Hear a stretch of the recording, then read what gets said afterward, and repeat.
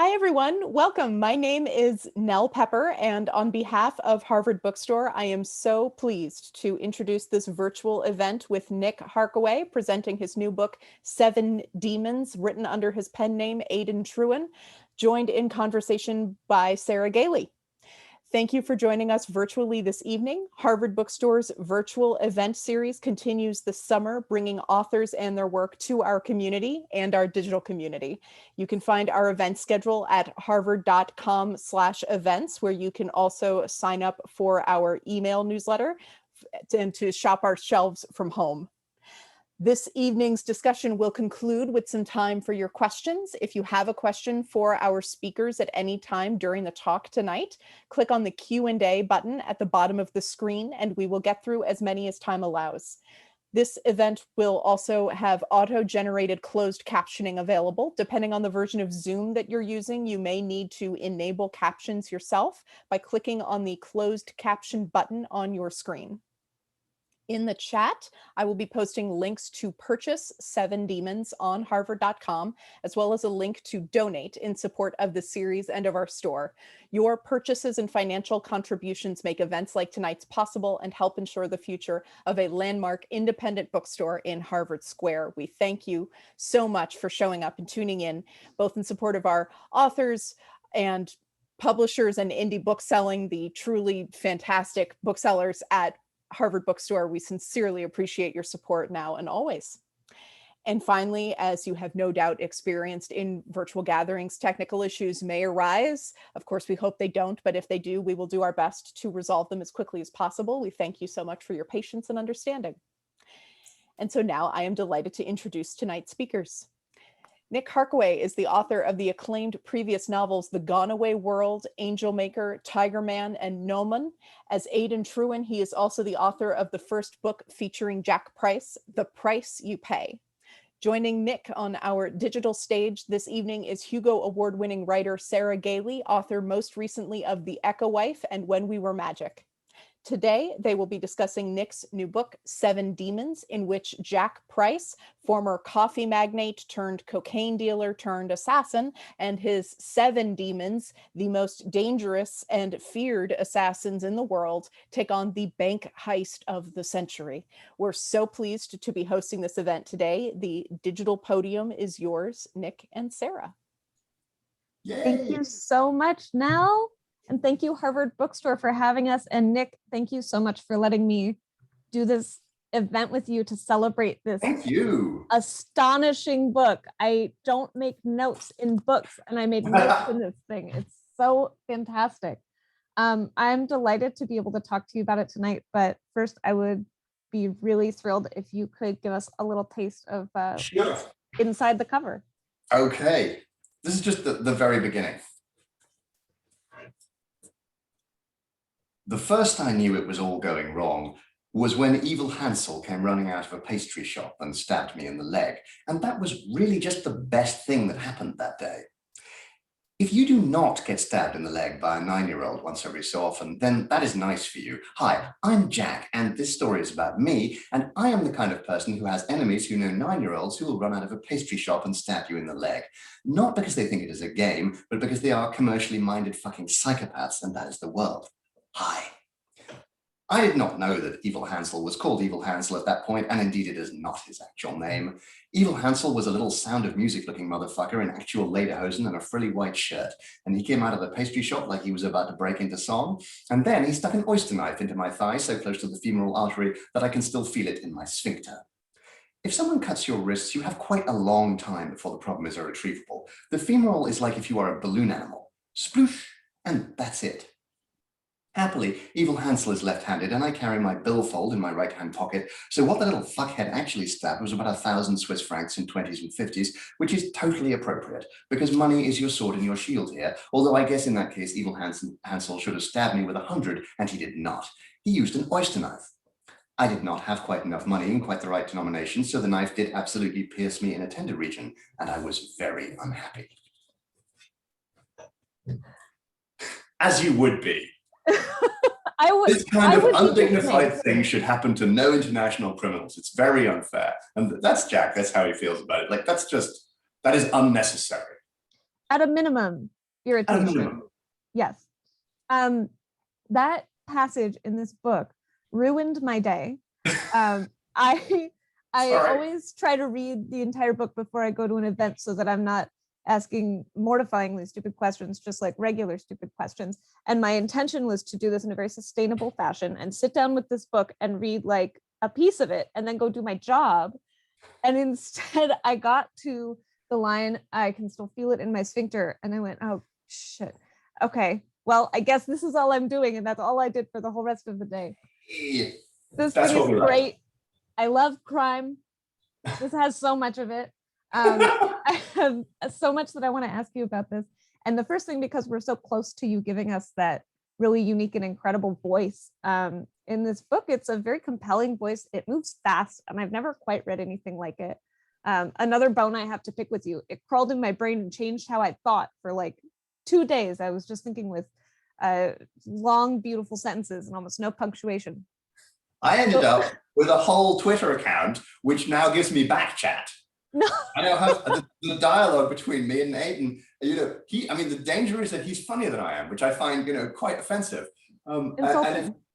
Yes, it is. It's and again, it's unnecessary. No, it's extraordinary. I'm glad it gets in your head because it completely, it came out of my head, but it also, like when I'm writing Jack Price, I can't write anything else. Like it's because it has its own very distinct rhythm. And actually, with Seven Demons, I kind of, I had to not rein it in, that's the wrong word, but I had to be a little bit more, I had to make some concessions to kind of humanity generally, because The Price You Pay, I've been reading lots of Mickey Spillane, and I was kind of like, okay, this is how it's done. And he doesn't use quotation marks. So there's no quotation marks in Price You Pay. And everyone was just like, what the hell? And so I hadn't realized that people just didn't kind of get that, as a kind of thing. I just sort of thought, well, I'll do this because Spillane does it and it'll be fun. It'll just, everyone will go, oh, that's a Spillane thing. And they just didn't. Everyone was like, wow, this is dangerously unpunctuated. And I was like, it's not Satan Tango, it's not that book where there literally, it's like a capital letter and then 300 pages later, there's a full stop. There's punctuation in there. But yeah, no, that is a heavy lift, right? Yeah, so I was sufficiently frightened by that I punctuated Seven Demons slightly more, just to because I want it to be readable. It's not some crazy literary experiment. Where did the voice come from? You know what? It just came from deep inside. I was so angry. It was 2016. I'd just written this endless book. I sat down, and this is Bill Gibson's fault, actually. This whole situation. As are so many things. As are so many things. I blame him entirely. So he kind of off the cuff just said, oh, I don't plan things. I just dive in. And I was like, wow, maybe that's why those books are so lucid and so amazing. And they just kind of, they flow like water, and then they arrive at their destination. It feels like the most natural thing in the world. And you look back and you go, wow, that's a journey. I thought, I'm going to do that.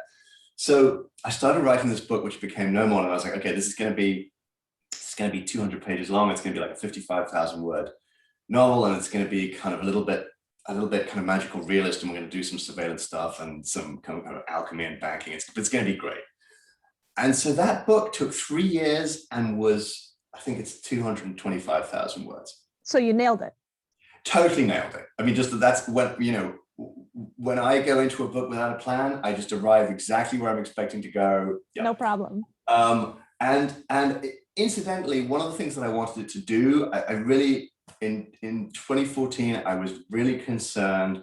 I felt that in the edges of the world that I knew, there was a kind of potential, maybe like 10 years down the line, there was a potential for really serious, unpleasant right-wing resurgence. And I wanted to kind of— Good thing that didn't happen. I felt like I could do a warning book and everyone would go, gosh, this is sinister, but thank God that'll never happen. And by the time I finished it, it was just after the Brexit vote. And I was angry with myself because obviously if I'd written the book in 5 months, everything would have been different. Of course, you would have rated the show. Everyone would have listened to this weird, multi-point of view, unreliable narrator novel about flying sharks, and they would have gone, well, in that case, we'll vote completely differently, right? So I was offended with myself, and I was offended with the universe in general, and I sat down at my desk and I started writing a book which became The Price You Pay. And it was this guy who's a perfectly ordinary, sensible, restrained, white-collar criminal who sells victimless cocaine. It's made domestically. There's nothing is ever taken across borders. No one who makes it really knows what they're doing. That each part of the sequence is done in a different place, and so then it's all brought together and it's all kind of distributed, almost rideshare style. Like, again, it's just, you take this parcel on your commute, you give it to this person, you get paid $10. It's just, it pays for your coffee. It's completely harmless, and nobody knows what's in the parcel. So it's blameless. So almost no one can be arrested at any point along the chain, and that's how he likes it. That's great. And he wakes up one morning, and the 7 most terrible people in the world have been hired to kill him, and he's like, "Oh, this is the best thing that's ever happened to me, because now I can be a genuinely terrible human being." And it's just the right thing to do. It's the dream, permission. It's the dream. It's like, it's basically, he gets to act without a sense of moral consequence, because otherwise he's going to die. And I was just so, one of the things that they told us during the whole Brexit conversation, that the pro-Brexit team, they were very like, Brexit will make us more creative. And the subtext of that was, everything is going to be really messed up. Like, all the things that you depend on won't work anymore. So you're going to have to get creative, right? But they made this sound like a massive advantage. And there I was, literally 3 days after the vote went the wrong way. Don't at me. And I was being more creative. And I was like, this is really irritating. Like, I am responsible for everything going wrong. So I wrote that book, and that was, and then I was like, okay, well, clearly this is a ridiculous thing, and we're just gonna, I'm gonna put this just on the internet, like as a PDF file, and people can mock me with their eyes for writing this nonsense. And my agent was like, no, Nick, we're going to use this to make money. This is a thing that is a saleable product that you have done, and we will now take this and make money with it, and that will make you feel strategy. Appalling. Yeah, exactly, right? I mean, that's why we all need agents, because they have these insightful moments where they go, yeah, don't just give that away. It's like, give it to me, I'll sell it for you, it's fine. And so there we are. And then suddenly I was this guy. I was AIDEN TRUHEN as well as Nick Harkaway, and I'd written the first book. And I was like, well, okay, then now I have to sit down, and clearly there's a sequel. This is obviously a series. So I'm going to write the next one. And Price You Pay was very linear. It's like, there are 7 terrible people, you basically have to work your way through them, and it was very simple. And then 7 Demons, I was like, that's great. You know what would be a classic? Would be a bank heist. That'll be easy. Okay. And it turns out that writing the sting is more complicated than writing one of those movies where one person just offs 6 other people. It was actually, that was really hard, and it had to make sense and be surprising. And suddenly I was dealing with this kind of this Addams family of bad guys who were our heroes, and they all had opinions they wanted to share, and we needed to know them, and each of them needed time to kind of develop who they were and be interesting. And I was like, damn, this is like writing a real book. And this is the consequence of this, And again, this is what happens when you follow Bill Gibson's advice and just dive straight in. He did this to us. This is all on him. Yeah. So I have a lot that I want to know about heist planning for completely legal reasons. If anybody is watching this who's part of any law enforcement agency, please know that this is purely creative discussion. And I can justify all those Google searches. Oh, all of us can. It's all research. It's all tax deductible research.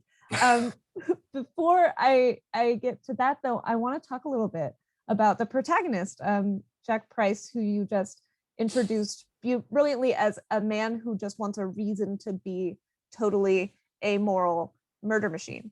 And his voice is the narrative voice in this. And you pull off this incredible trick in your heist narrative that's like the trick of a heist narrative, which is kind of the opposite of the trick of a thriller or mystery narrative, of showing your audience something impossible happening and then explaining how it happened without making anyone feel condescended to or left behind, or like you're pulling a trick on them. And I think that's all in the character. So I'm wondering how you used this amoral character to somehow make this plot relatable and enjoyable. I mean, the interesting thing about Jack, I mean, it's when I was first writing him, I had a kind of I had a kind of struggle with myself where for a while I kind of hinted at the idea that he was a kind of relapsing violence addict. Like he was somebody who had kind of managed to wean themselves off and he was now back on. And I didn't, it felt too, I don't know, it just felt off. The tone felt wrong. So what I decided was that he was absolutely, specifically not a sociopath, that he was absolutely an ordinary person with one really simple exception, is that he has no ceiling. So as soon as the situation justifies something horrible, he will just do it straight away because he recognizes instinctively that he has moved from like normal rules where someone cuts in front of you in the coffee queue and you kind of go, and then you're just like, who has the energy for this? You're just like, go get your coffee, God, whatever terrible day you're having, go have it. I just, I can't do this. And instead of which, he immediately knows when he gets this call that says, the 7 demons are after you. He gets this call that says that, and he just goes, oh, okay, the rules of engagement have changed completely. And so in a sense, the thing about Jack is that he is someone who will always do what is asked of him. If you ask him to become a monster, he's like, yep, I can do that. That's great. But if by the same token, if you asked him to become like the supervisor in a daycare, he would be great at that. I mean, you'd have like 30 completely larcenous 6-year-olds by the end of it, but they would have a great time. They would be educated and they would be perfectly safe. Like I could literally sit down tomorrow morning and start writing the things that Jack does to protect the 30 kids in his daycare center. And actually that would make perfect sense. I mean, nobody would ever publish a Jack Price book where there are 30 children, because that is beyond edgy. That is just unconscionably wrong.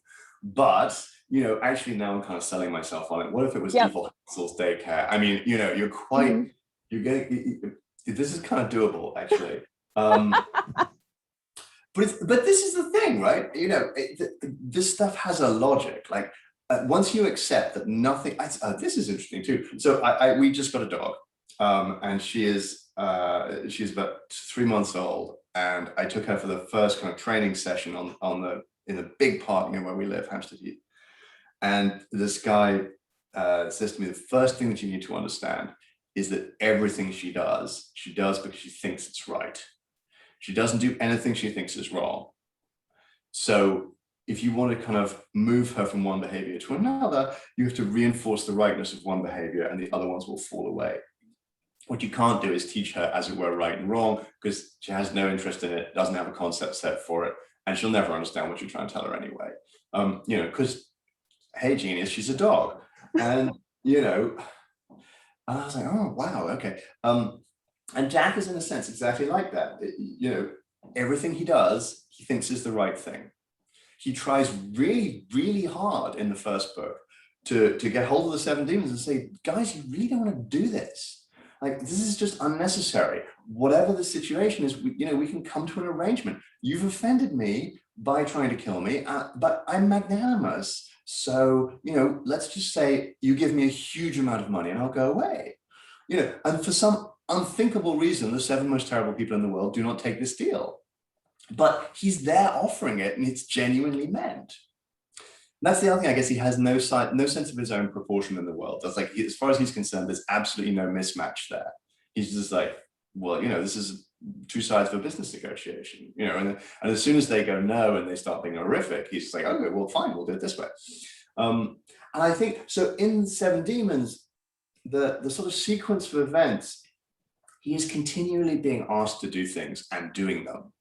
And he does them exactly as the situation requires. And he escalates massively when necessary and so on. And then people around him, even other criminals, are stunned by the decisions he's made. And they're all the logical consequences of things they have asked him to do. And it's just that the thing is that they still have that thing of having a ceiling and he still doesn't. So when they ask him to do something which implies a massive escalation, but tacitly, they were thinking, and obviously we won't do it by escalating massively, we'll do it some other way. He's just like, oh, I mean, you didn't put that in the brief. It's very much the most direct line between 2 points, and that line often involves large amounts of money and massive quantities of force. Crazy money. Yeah, and it's that thing. It's like speciation money, where if you wave around enough money, I mean, this was the thing with the cartels: we make you rich or we make you dead. And the thing is that if you wave a large enough sum of money and you make a big enough downside, there's very few people who are going to say no. Absolutely. And so he's just, again, it's extrematization. He's like, well, I mean, would I do this for $3 million? I don't think so. I might do it for 6. So let's say an even 10. Let's say an even 10, and we're not going to execute everyone in this cafe. And people go, yeah, no, I'm good with that. Don't execute everyone and give me $10 million. And and what do I have to do for this? I have to make one phone call and just say something completely anodyne. That's fine. It feels like a pretty good deal to me. I mean, I would take the deal if anyone wants. Oh my God! Like to offer me $10 million to not get murdered. Yeah, I'm listening.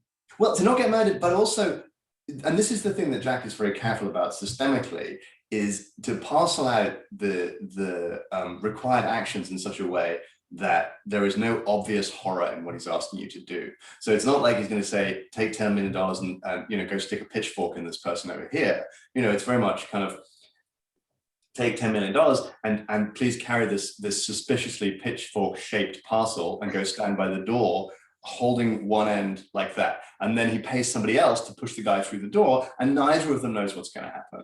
And then, of course, it ends up with somebody with a pitchfork stuck in them, and he gets what he wants. They get paid, and they're not guilty because they didn't know, they didn't know what was happening. I love that he applies firing squad logic to pulling off international crime. Yeah. I think that's brilliant. But it's everything, because the whole point of his original operation was this thing of kind of making it not just victimless but perpetratorless, so that it was impenetrable to law enforcement. That was the kind of riff that I got into, was that if you subdivide any crime far enough, the individual pieces become legal. Absolutely. I love that this reflects that he is not unprincipled. He has no ceiling, but he still considers other people in a very serious and kind of a more thorough way than I think most of the systems that exist in our society do. Something that I absolutely loved in this book and in the narrative is how much you center very straightforward anti-fascism, anti-capitalism, sense of real respect for anarchism, if not respect for all types of anarchists, because some are goobers, and still manage to align that with the morals of a guy whose first answer to any question is, should I murder someone about this? But that's interesting that he asks that question, right? It's not like, oh, well, I'll go murder someone about this. It's very much, can I do this without murdering someone, or is murder an integral part of this? He is literally the guy who, if he took a straight assassination contract, the first question he would ask himself is, can I do this without killing someone? Like, is there a way of assassinating them, which would count as assassination, but which would actually just not be it, because and the thing that he says about himself, and this, I guess, I do also, as we, within the riff, I do also want you occasionally to be uneasy about him, because he does some pretty terrible things and we all kind of giggle along with him. The thing that he says is, I'm just trying to get along in the world. And this is the part of it that's true. If he never had to commit another crime, but could continue just to kind of behave, in his kind of slightly random, goofy way and just throw money at things and whatever, he would be absolutely fine with that. The difficulty is that people just keep coming along and kind of, attempting to kill him, or, upsetting his friends, or these things which are just obviously unnecessary, and these necessitate certain responses. He would just very much like for people to stop making it so inconvenient for him not to commit crimes. Right? Exactly. Yeah. One more thing about him before we get into the crimes. I do love the crimes. Part of his respect for personhood and humanity, and for not harming others irrevocably and unnecessarily, is a real big thread in this book of kind of grappling with whether or not to acknowledge and recognize grief, yeah, and death as an emotional thing. There's a couple of passages where I personally, as a reader, and I will not make you confirm or deny this, got the impression he maybe wasn't being totally honest with the reader or himself about how he felt about a death.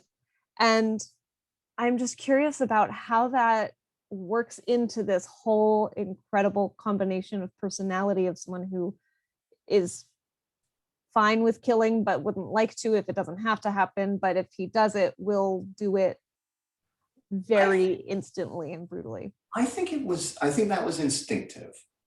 And I mean, the thing is that in this book, Jack has to be troubled by what's happening. Apart from anything else, because this is a book where the impetus to commit a crime is coming, in a sense, from him. Like in the other book, he's got an ongoing criminal system running, but basically the whole point of it is to avoid overt crime. You know, he's doing a criminal thing, but in a very decentralized, essentially he's disintermediated drug dealing. You know, and incidentally, it turns out this is a real thing. I mean, I did not know this, but who among us would know a thing like that? Upstanding citizens? Well, I mean, I'm an innocent adrift in this particular aspect of the world, which is one of the things I have AIDEN for, is to claim that you know, to hint heavily that AIDEN has been involved in the trading of various terrible commodities around the world for years, which of course is not something I know anything about. No, but, certainly not. Certainly not. The idea of this misanthropist hiding in a houseboat somewhere in Central Europe and grinching at the world and occasionally kind of going outside to eat sausage, which is the kind of the spin that I put on AIDEN. You know, he's somebody who could clearly know about illicit commodities trading. But there was a party organizer here in London who confessed to me that she had had this weird experience of being asked to provide a significant quantity of illegal drugs to a party and had no idea how to do it, and was given a card which just said Bill. And apparently in London, there are like 30 or 40 guys who go by Bill, and they just show up kind of on demand. I mean, it's the most weird thing. And it's disintermediated dealing. And I reinvented it in my head for the purposes of this book without realizing it was already real, which was kind of disturbing. This is something that I've heard a couple of different writers talk about, where they'll have to construct a crime for a narrative and end up constructing it so perfectly that they get contacted by law enforcement who are like, how did you know about that? We haven't told anybody about that. God, I hope that never happens with Jack, because that would imply something really terrible in the world. I mean, I can't remember where I was. Oh, I mean, so I just instinctively felt that when he's pushing a crime to happen, whether he's not responding so much in this book, he's initiating the crime, and then subsequently he's responding to events and so on. But there had to be a goad, and he had to feel, and he was quite careful in the first book to declaim that he didn't do that, like almost to lament it a little bit. And he's definitely someone who gets caught up in his own process and his own bullshit, and he's big into managerial speak. Like in my nightmares, I get a phone call in a few weeks' time saying, we've just read the book and we'd really like you to do a business manual, like, and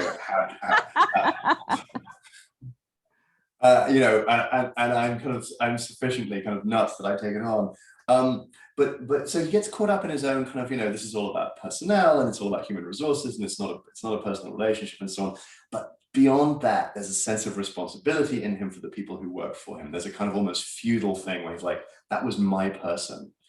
And you did a bad thing to my person, and what that means is we now have a disagreement, and it's not something that can go unanswered, because if it goes unanswered, you will imagine that it's okay to do a bad thing to my person, and that's bad for everybody. And worse than that, if you imagine that and you spread it around, then I'm going to have to do awful things to an enormous number of people to demonstrate that it's not okay to do bad things to my people, my person. So in that case, it's probably best that we just sort this out in a really graphic and demonstrative way here and now, and that will just be better for everyone in the long run.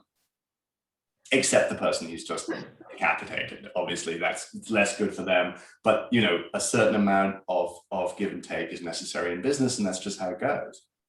Well, once again, it is the most direct and efficient solution. But also the most, I mean, in a utilitarian way, it's also, as long as it is understood that you don't mess with Jack's people, then no one else will ever do it, and there will never be any need to do anything awful again. And in order to make that understandable, you have to make it graphically obvious, because a picture tells 1,000 words, right? So, it's just this thing where we come back to the beginning, if you take the ceiling off action, then the logic of compassion takes you into some very strange places. It's preventative measures, I mean. It is preventative compassion. Absolutely. Prophylactic murder. Okay, we have talked a lot about Jack. Everyone knows that Jack is like central to this book, but there's also weirdly plot in here in addition to character. There is plot. There's actually more than I had in mind. So I personally am a huge fan of heists. I love a well-plotted heist. I love an international heist, and this book is like premium international heist. And as I was reading it, largely takes place in Switzerland, which I'm not. Where I will never be allowed to go again, right? I mean, they will pass a special law by plebiscite saying that I specifically am not allowed back into the country, which is a shame because I love that place so much. It's one of the things I didn't think about when I realized that I was going to reveal that I was AIDEN TRUHEN. I was like, now I can't go back to Switzerland. No, they'll declare you formally un-Swiss. Formally well, that is already knowable. I'm definitely un-Swiss, but I think they'll just declare me unwanted. Well, I would love to know, since I'm not Swiss, I'm still allowed to talk to you and perceive you in the world and not required by law to hunt you down for sport. I would love to know what kind of research you did, how much of this book is based in reality, other than the crime aspects, which you obviously were perfectly creative with and knew nothing about. Yes.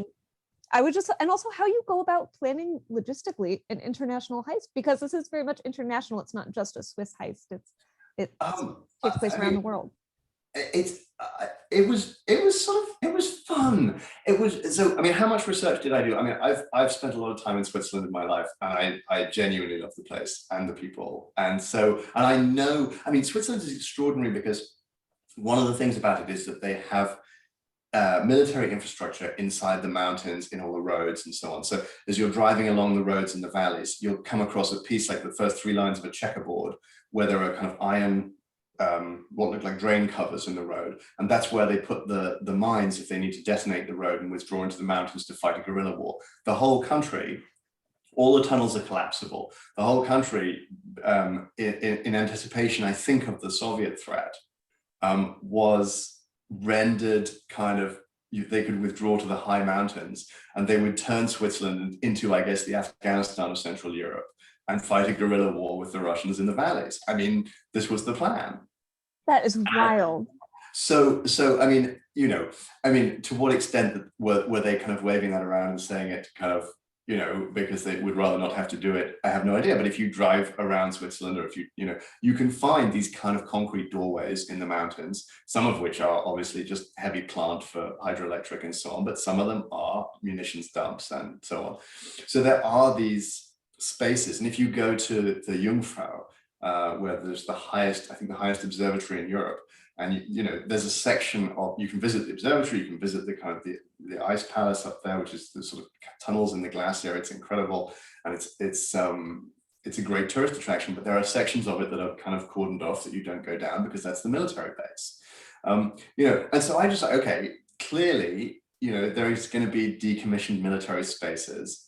So let's assume that you've got a vault in one of those, and then once you've got that, you're dealing with a kind of crazy heavy industrial armored bastion, and it's really genuinely unrobbable because apart from anything else, there's no, you can't have a getaway car. There's a cliff, So once you build up the bank, and you go, okay, that's a sufficiently impressive bank. Now, if I was now that I've designed the world's most impenetrable bank, how do I get in there, and you make it difficult. And that was kind of my beginning point. And then again, I was like, okay, well, Jack breaks things down into process. So you've got your information seeking, you've got your kind of planning stages, you know, and then you've got your acquisition, execution, then of course you have escape, and so on. And each of those you break down into manageable tasks and you parcel them out to everybody, and you get the job done. And so on and so on. And with this book, it's about kind of layers of complexity, you know, because while he's sort of, you know, normally that's what he would do, but in fact, he can't do that because he's got to be doing something else, and so on. So there's a kind of, you know, but it's like, it felt like Ocean's 11 or The Sting in the end. Like, you know, it is a bank robbery and it's absolutely straightforwardly a heist, but there's also a level of sleight of hand in there and so on in order to get the job done. You know, and that was what made it take much longer than the first book, because it's genuinely hard to do. You know, I had to kind of sit there and kind of actually work it out and run it through and go, is that exciting enough? Is that interesting enough? Is it difficult enough? And now that I'm doing it, is it possible? Is it, you know, is it even like, is it possible even within like Jack world? Jack world is essentially, there's this thing about kind of the universe, generally speaking, is benign towards Jack. Jack is not necessarily benign towards the universe. And, you know, it does throw him some pretty terrible stuff. But in the sense that Peter Parker gets bitten by a radioactive spider and gets Spider-Man powers as opposed to just having his arm fall off, Jack is in the same category as Peter Parker. You know, like most of us would just get a really kind of giant, terrible kind of red thing and have to go to hospital, and we'd have to sue everybody, you know, and it would just be a nightmare. And Jack is the guy who would get the spider powers, you know. I love that. And I love you bringing sleight of hand into the heist narrative, because I think that's part of what makes it so delicious, is that feeling of, oh, I've been tricked just a little, but it's for my enjoyment. I can't resist that. I love those stories. I mean, I watch all those shows. So I watch Leverage, I watch all those kind of con shows. I love them. And I loved The Sting when I was a kid. I mean, you know, gosh, my grandfather was a professional confidence trickster. So I grew up on stories of the con. So I am absolutely susceptible to the glamour of that in a huge way. Absolutely. Oh, and I mean, that's also part of Jack's character being so charismatic and charming. You don't get the sense of, ooh, he's tricking people and it's bad. You get, ooh, he's tricking people and it pretty well, much also almost always there are people who definitely deserve to be tricked. Oh yeah, some Yeah. people need tricking, and he's in the world to do it. Okay, I have one last question of my own for you before I start pulling some audience questions in, being a little bit greedy with time. But this last one is like the one that I've been chewing on since you and I first connected about this. I'm there for it. Here we go. You have described these books as meaningless fun. And my first impulse, as someone who overanalyzes everything, is to immediately find why and how that's wrong, and to tell you, no, fuck off, they're important. And that's because, in part, I am one of those writers who has a tendency to slather importance all over everything, whether it deserves it or not. And so when I think about accepting that these are meaningless fun, I'm like, oh, that by itself is revolutionary and important. So I'm wondering where that lands for you. Is that meaningless fun value crucial to these books? Does it feel like something that is pushing back on importance in literature? I mean, the first thing is that when I'm writing as Nick Harkaway, I take on themes and ideas. So I take on the surveillance state in No More Land, you know, and I'm trying to write a book about, you know, kind of saying, hey, we have a fascism problem, you know, and so I definitely do that, you know, and in fact, I'm editing a book now. I don't know how you feel about this. I can't do dystopia anymore. It kind of feels redundant. And so I found myself writing a book, which I need to get back into at some point and edit and maybe retread slightly, because I took my eye off it to do something else. Where one of the things I was doing was looking around in what you might call the rubble of right now to find the green shoots of the positive tomorrow, because they must be there in the same way that the kind of terrifying rot of today was president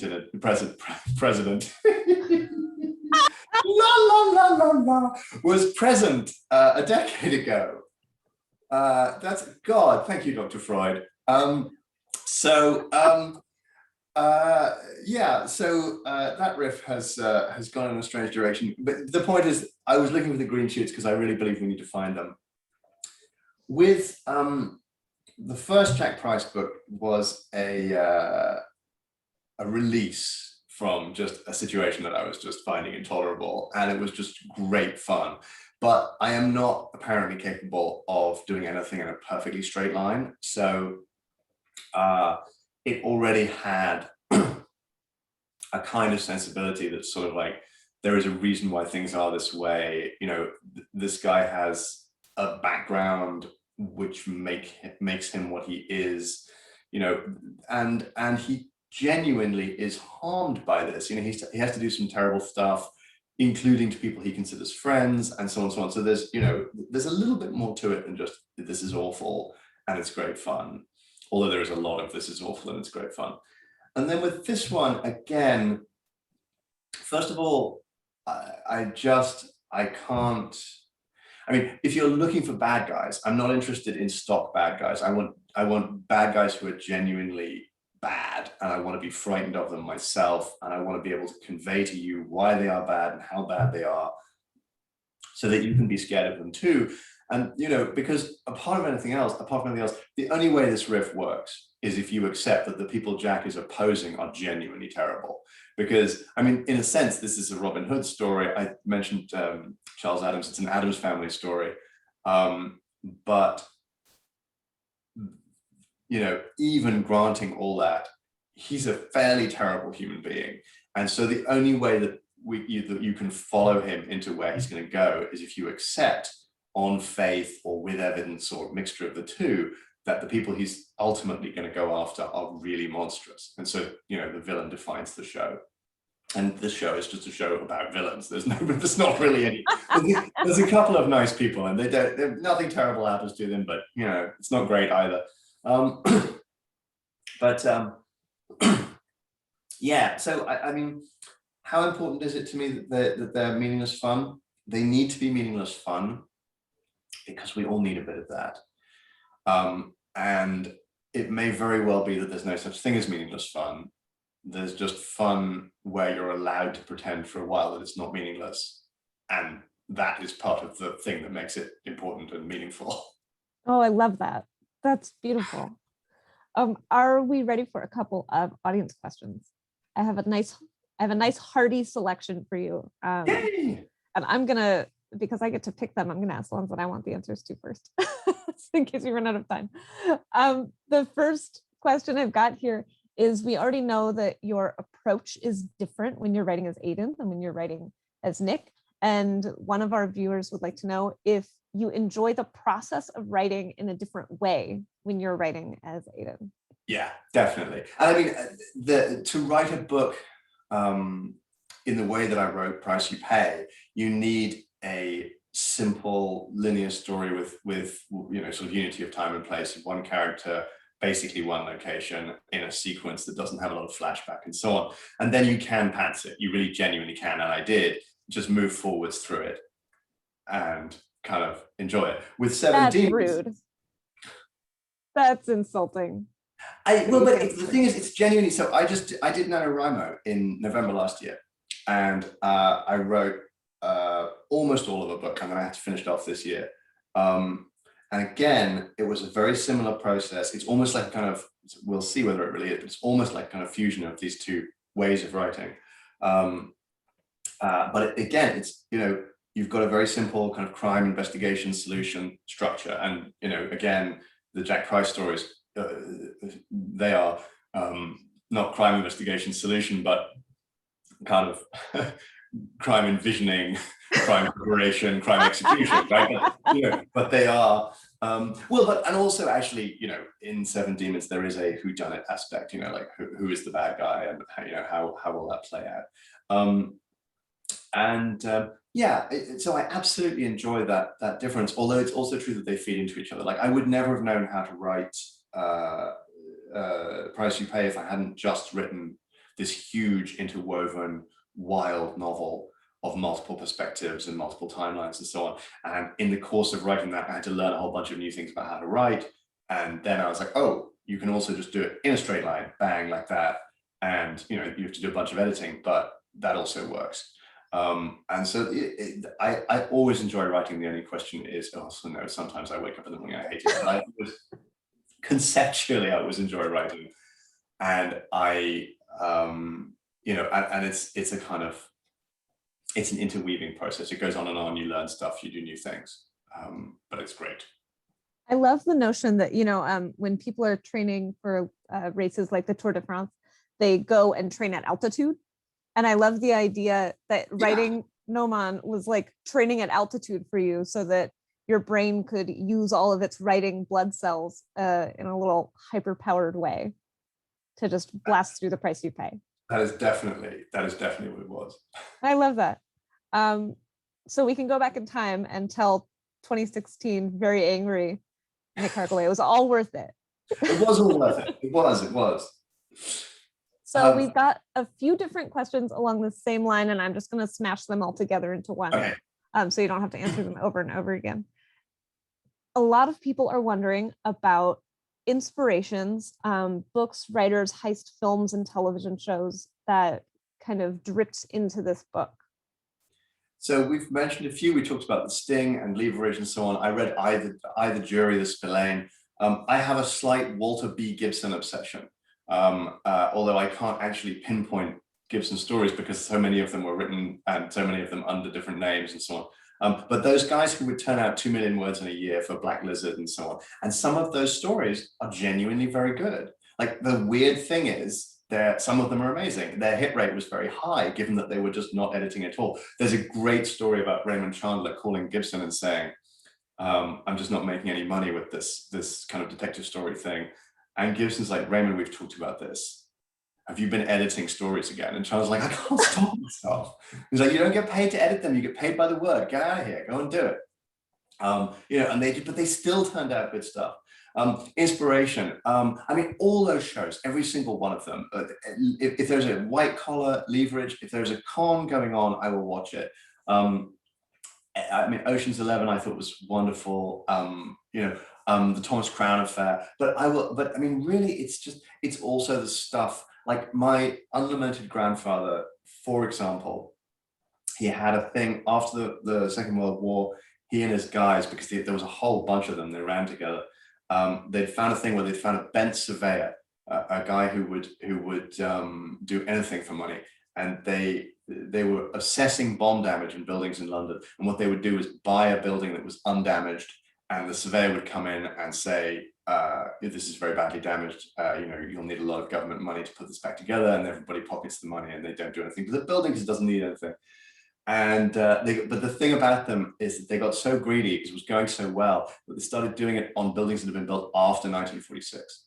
And so then they immediately went to jail, just like bang, like that. And that was how he lived, right? And they were inveterate. They could not, there would be a thing and it would work, and it was too exciting and they were making too much money. So they would push it just that little bit further. So, part of the inspiration, all the movies, all the things that you would think. And then also the fact that I have these narratives in the background in my family, which is just basically this crazy stuff that they used to do and how they would con hotels and so on, and just and they were relentless and remorseless. And it has a kind of Guy Ritchie kind of cheeky chappy vibe, but actually it isn't funny, because people would get fired and, it's not, then suddenly you trace the human consequences and it's like Seven Demons, you're kind of like, actually the human consequences suck. Yeah, it feels like in some ways what you're talking about, hyper saturated, is Seven Demons, right? People who will escalate and escalate, but where there's no cap to where they escalate. And when you're about to get arrested, you find a way to escalate even further to avoid being arrested. Yeah. Well, I mean, with my grandfather, I met a guy when I was very, very young. We were on holiday. There was a guy sitting at the next table, kind of ordering the fruit salad. And my dad's face, and he goes over to him and says, "Excuse me, aren't you Reg?" And Reg looks around, "What if I am?" Because anytime he hears, "Aren't you Reg Shepherd?" he thinks he's about to be arrested. And so what if I am? But then of course, and the great quote, "We was all bent, but your dad, he was very, very bent." But Reg, my granddad Ronnie talked Reg into doing prison for him because at the last minute he didn't want to do it. So he said, "You go in there and say, you've done it all." And Reg's like, "All right, we're friends," and so on. And so Reg paid the price for what Ronnie did, and that was how Ronnie lived. So the human consequences are less fun when you come to it. But of course, in the story, it's okay, because in the story, it's not real. So you just lean into it. I love that. And you still get the feeling. You still get the feeling, even though I personally don't have to worry about what's going to happen to a small child's psyche after they stab someone in the leg with an oyster knife. I do get to feel it in the story. You are one of the nicest people I have ever met. You are worried about evil Hansel. That is very, very, you are a very nice person. That hadn't even occurred to me. It's just like, that is genuinely really, really interesting, and like, you're a nice person. I think you're the first person to ever tell me that. Okay, last one before I think we need to hand the reins back over to our wonderful hosts at Harvard Bookstore. And this is the classic. What are you reading lately? Do you know, I swear to you, on the bedside table on the top of the TBR pile is a book called The Echo Wife. No. Yeah, there is. I know that book. I'm familiar with it. I've heard of it. But other than that, which is clearly a work of genius, what else have I been reading? I'm reading Carlo Rovelli. There are places in the world where kindness is more important than truth or something. I can't remember the name of the full title. Ooh. But I love, so he's an Italian physicist. He writes beautifully in English. He's a polymath, and he writes these extraordinary books. He writes articles in an Italian newspaper explaining physics to people like me. And he writes these extraordinary books, which are collections of or expansions of those pieces and so on. And he's one of the most sort of human writers and science. He writes about science in the most human way.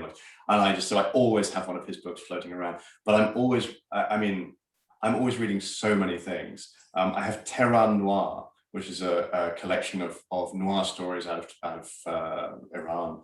And I mean, some of them are kind of too much for me. I keep getting bounced out of the book, but they're also compelling and extraordinary. So, you read on. Well, all of those titles sound incredible, and I'm sure that our viewers and listeners can order them through Harvard Bookstore today or your local independent bookstore. I will really quickly, before we hand it over, because they did say this question is for both of you, I'm not just shoving my oar in. I just finished reading the most incredible book. It's called 7 Demons. It's by AIDEN TRUHEN, aka Nick Harkaway. It is wonderful. I read it faster than is emotionally healthy for a human being to read. I am permanently damaged. You will be getting a bill from whatever neuropsychiatrist I have to see to get the voice of Jack Price out of my head. Thank you so much for writing it, and thank you so much for letting me talk to you about it today, Nick. Thank you. What a pleasure. Thanks so much to both of you for this truly delightful conversation. Thank you. Haven't had so much fun hearing about criminals in a long time. Yeah, thank you. And I reposted the link in the chat. Thanks to all of you for joining us as well. I reposted the link to 7 Demons. While you're there, check out Echo Wife. While you're there, check out The Price You Pay. All of, there's check out AIDEN TRUHEN and this dude Nick Harkaway. Thank you so much for joining us. Thanks so much to both of you, Nick and Sarah. This was delightful. Keep reading, stay safe, have a lovely night. Thank you.